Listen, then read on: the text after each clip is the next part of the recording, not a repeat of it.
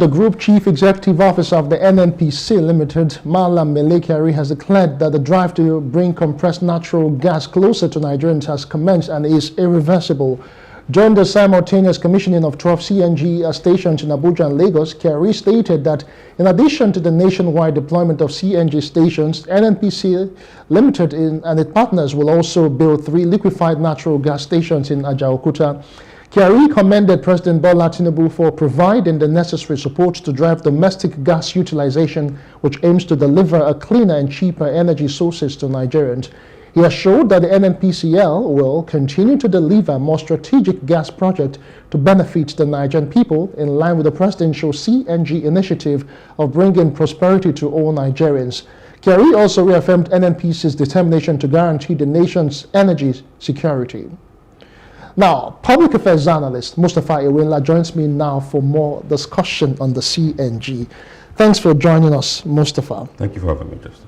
All right, CNG is been in the news since last year when the president announced that subsidy is gone, and the Nigerians were wondering how they were able to circumvent the issue of fuel scarcity, high cost of PMS and all of that.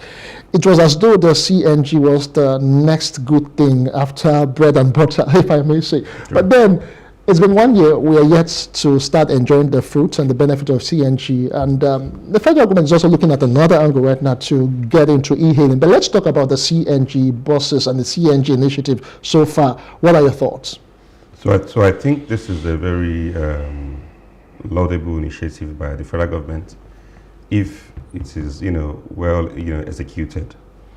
I mean, for people like us, we've always clamored for CNG-powered vehicles and even the LNG, the liquefied natural gas, and because ultimately it's going to reduce a lot of stress on our petrol and diesel vehicles.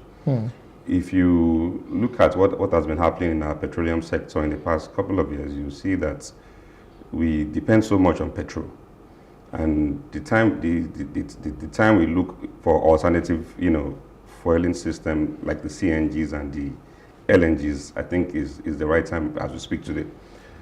If you go to countries like the UK, for example, the UK has a total number of 1.1 million registered CNG vehicles that are powered electrically. And the UK is also saying that in the year 2035, there will hardly be any vehicle on the road that will be using petrol or diesel. They are not making it mandatory, but you will hardly see a brand new car that is going to be sold at any car dealership that will be petrol or diesel, because they want to electrify the whole system. And I think that's also the federal government is also looking at, which I think is highly commendable, because it will reduce the long queues on the road, and it will also reduce a lot of the cost of transportation in the urban centers for people to commute effectively. If you go to the US, for example, I think the US has started this electric and CNG powered vehicles for for a while now, and as we speak today, the United States of America has about 2,500,000 registered electric vehicles that has also reduced their pressure on petrol and also diesel. So I think again is a good step. And we are finally seeing the effect of having the government who listens. But my biggest worry is just the functionality and the sustainability of this policy. Okay, let's even get into that, the sustainability and functionality of this initiative. We know how initiatives sometimes start in the country, midway we'll just flung it and we don't even know what happens to it. Looking at the situation in our downstream sector with our oil and gas, but how prepared do you really think we are for the CNG? Because when it was really announced, people were really excited about it, but then there was this school of thought that believed that it will actually start affecting the price of LNG, what Nigerians use for cooking. Don't you think there might be some sort of issue because there'll be more demand for CNG, that somehow the price of LNG might be affected? So compressed natural gas and liquefied natural gas are very essential what's it called, items that I think that we need to start to imbibe the culture of using. I know that sometimes in my house I used to use the LNG to power my generator, and I don't use petrol. Okay. I've been doing that for over 5 years, and it has been very effective. So at times when maybe I'll get you to teach me. yes. So at times when people have to go on queues to look for fuel, I don't even bother myself. I just use my gas cylinder, connect it to my gen, and I'm getting power. So I think yes, it's not going to. So I think there's going to be a balance. There's going to be a balance in the consumption of CNG, and there's also going to be a balance in the consumption of LNG. If you look at what has happened, the NNPC is saying that they're going to give 50% discount to e-hailing apps for drivers like the Ubers, the Bolt, and all that. And I think it's also going to help reduce the cost. Okay, fine. Let's even get to that now that you have mentioned that. The NURTW, they are also in the news with their Retian counterpart. They are, from what we hear, with this conversion, NURTW and Retian are getting free. Yeah. Then those who do the e-hailing, the Ubers, the Bolts, and the riders of this world, they are getting it at 50% discount. Fine. I know there's a bit of this the discriminatory pricing, but then what do you really make of it? So NURTW is a national union of road transport workers. Yes. It's the Nigerian arm of our transport union that helps us to commit people from different points to another. So most of these e-hailing, the apps, the taxis and all that most of them are not locally and are not Nigerian, complaints. No, they're not. So, I mean, for the government to say that giving them 50% discount, it's a step for, to, cushion a lot of effect for them in terms of the price for fuel. Now, fuel is sold for at least 800, 750 in some places. So if the government is giving them 50% discount, it's something to help them to reduce their stress too, and to also totally reduce the price of, commuting ourselves from one point to another. So it's a good step.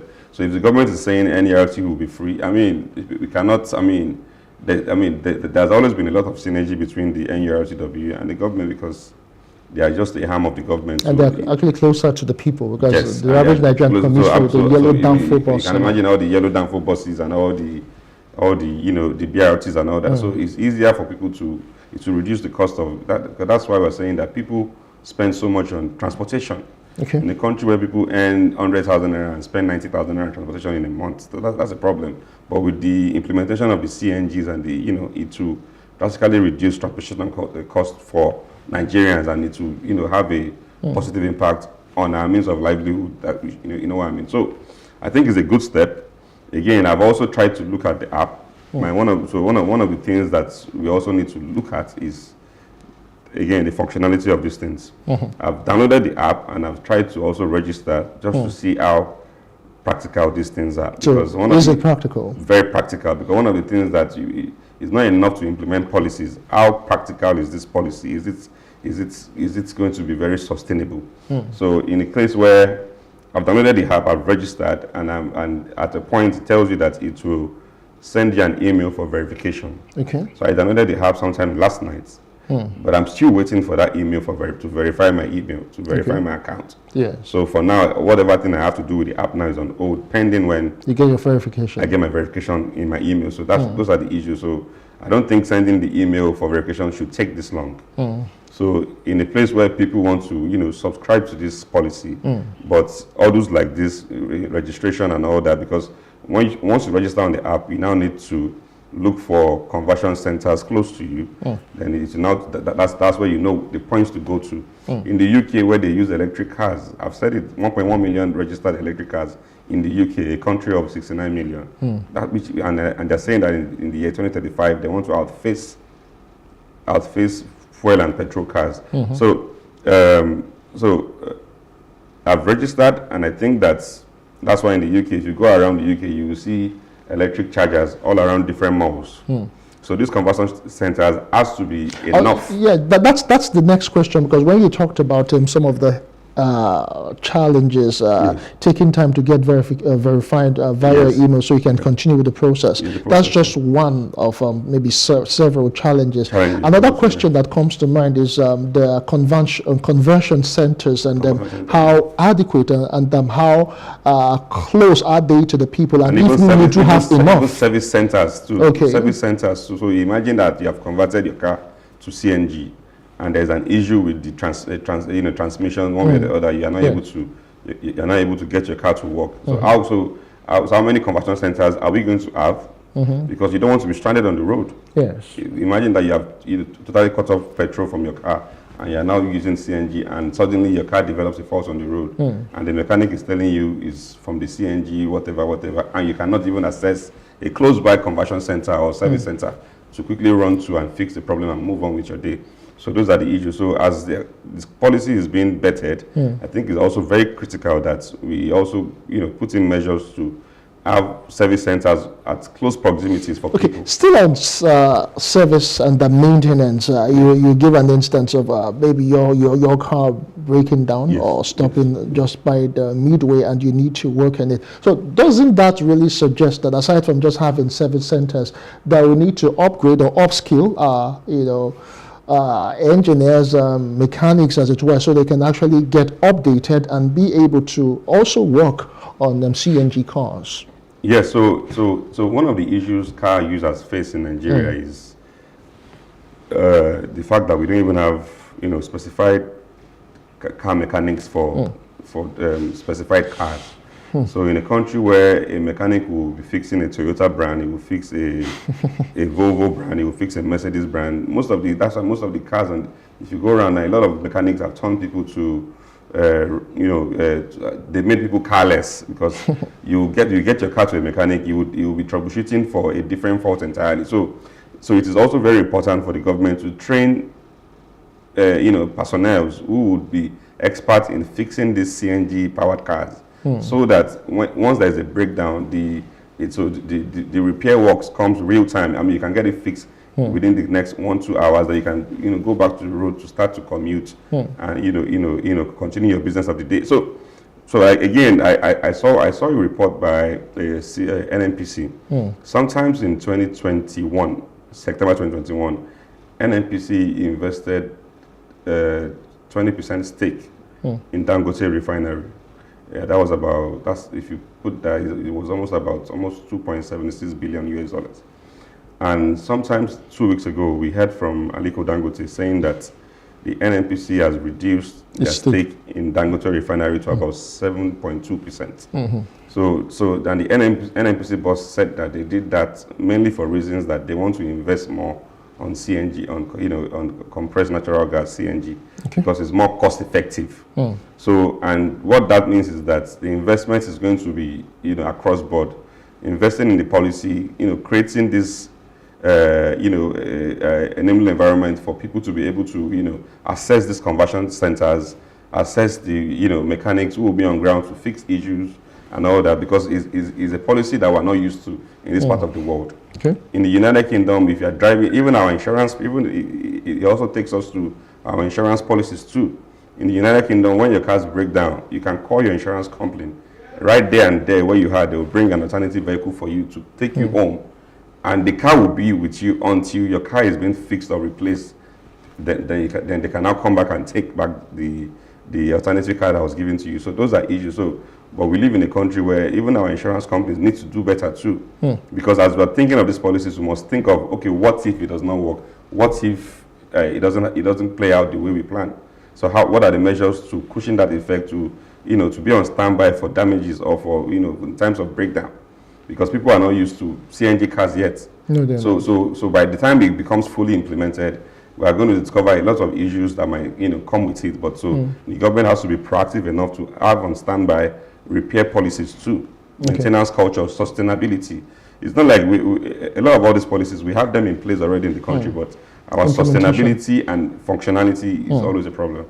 Okay, so fine. As we begin to round off right now, in as much as the app people lamenting some of the issues that Uber and Bolt the ones doing the conversion instead of the union themselves. But what does the future really hold for the CNG? Because you mentioned in your analysis that the UK is targeting, by 2029, that's in the next 5 years. Yeah. So what do we see happening with CNG in the next 5 years in this part of the world? So, like I said, the world is going very global, and a lot's changing, globally. So I see us in the next 5 years. Because of we have seen that petrol and diesel, we have seen how far that policy has taken us. So if we imbibe this culture of this new policy of the CNG, I think it will really help us to stabilize our economy better. Because in a country where we depend so much on petrol for the slightest thing, for production of of manufacturers, even for household needs, for you to power your house, in a country where our power system is epileptic. So these are issues. So I think if we really go that direction in terms of the CNG and the NNGs, I think that it will help us reduce a lot of pressure on petrol and diesel use, which will also drastically reduce the price of a lot of food and even so in future, even for transport now, in future, you see that are you saying that e-hailing apps and riders would actually reduce the prices? They will, because if the government is giving them 50% discount, so drastically it will also help them reduce the price for users, for the riders, for the taxes. All right, well said. Once a very big thank you to you, Muatapha, for your time and your thoughts. We do appreciate them. We just hope that we see all of these initiatives through, like you said, the functionality and sustainability. We just want to hope that we can actually start aspiring like the UK, in its plan to convert. Sorry to butt you. So finally, sometime last week we were talking about how government is. So I think the government is. Some of the government officials are listening to this program, and it's very critical that we also say that. Last week we were talking about why government needs to provide securities for farmers. So just yesterday I saw a news saying that yes, I think the government is providing 10,000 police officers to 19 states to provide security for farmers. So people they're actually listening, and it's a good thing. So that's why we must always continue to the advocacy. Yes, because I even had a report of agro hunters, for farmers as well. All right, thank you so much, Muatapha, and thank you too for watching. That's the size of the show for today. I am Justin Akadinye. We'll return again same time next time. Bye for now.